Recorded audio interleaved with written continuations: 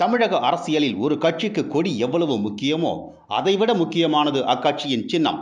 கிராமத்து மூலை முடுக்கில் இருக்கும் பாமர மக்களிடமும் ஒரு கட்சியின் கொள்கையை விட அதன் சின்னமே முதலில் சென்றடையும்.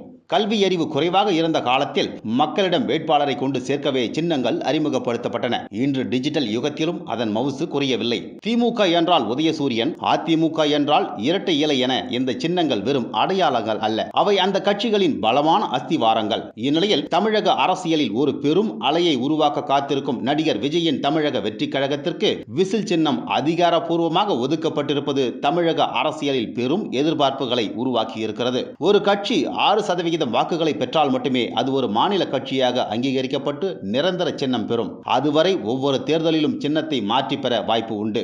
2026 சட்டமன்ற தேர்தலை முன்னிட்டு தனது கட்சிக்கு ஒரு பொது சின்னம் கோரி தேர்தல் ஆணையத்திடம் தமிழக வெற்றி கழகம் முறையிட்டிருந்தது. பந்து, கிரிக்கெட் மட்டை, ஆட்டோ என சுமார் 10 சின்னங்களை விருப்ப பட்டியலாக அளித்திருந்த நிலையில் தற்போது விசில் சின்னத்தை தேர்தல் ஆணையம் ஒதுக்கியுள்ளது. தமிழக வெற்றி கழகம் ஒரு பதிவு செய்யப்பட்ட அங்கீகரிக்கப்படாத கட்சி என்பதால் முதல் தேர்தலிலேயே இப்படி ஒரு சின்னம் கிடைத்திருப்பது கட்சிக்கு கிடைத்த முதல் வெற்றியாகவே பார்க்கப்படுகின்றது. இது கட்சியின் தொண்டர்களிடையே ஒரு புதிய உற்சாகத்தை ஊட்டியிருக்கிறது.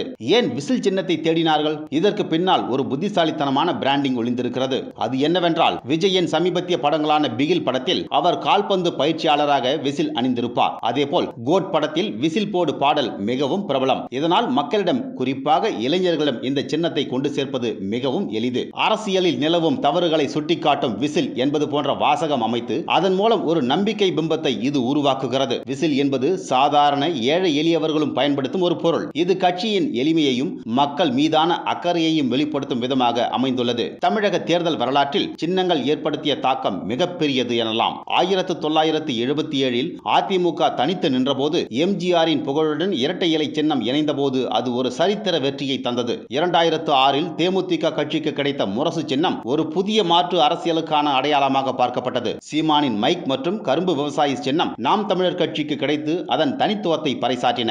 இதே வரிசையில் விஜயின் விசில் சின்னம் அதிமுக, திமுக என்ற இருபெரும் துருவங்களுக்கு இடையே ஒரு மூன்றாவது வலிமையான சக்தியாக தன்னை நிலைநிறுத்திக் கொள்ள உதவும் என எதிர்பார்க்கப்படுகின்றது. தமிழக வெற்றி கழகம் தனது முதல் தேர்தலை சந்திக்க தயாராகிவிட்டது. உதயசூரியன் மற்றும் இரட்டை இலை போன்ற ஆளுமை மிக்க சின்னங்களுக்கு இடையே ஒரு புதிய விசில் சத்தம் ஒலிக்க தொடங்கி இருக்கிறது. இது இளைஞர்களையும் புதிய வாக்காளர்களையும் கவருமா? இந்த விசில் சின்னம் விஜய் சட்டமன்றத்தின் அரியணையில் ஏற்றுமா?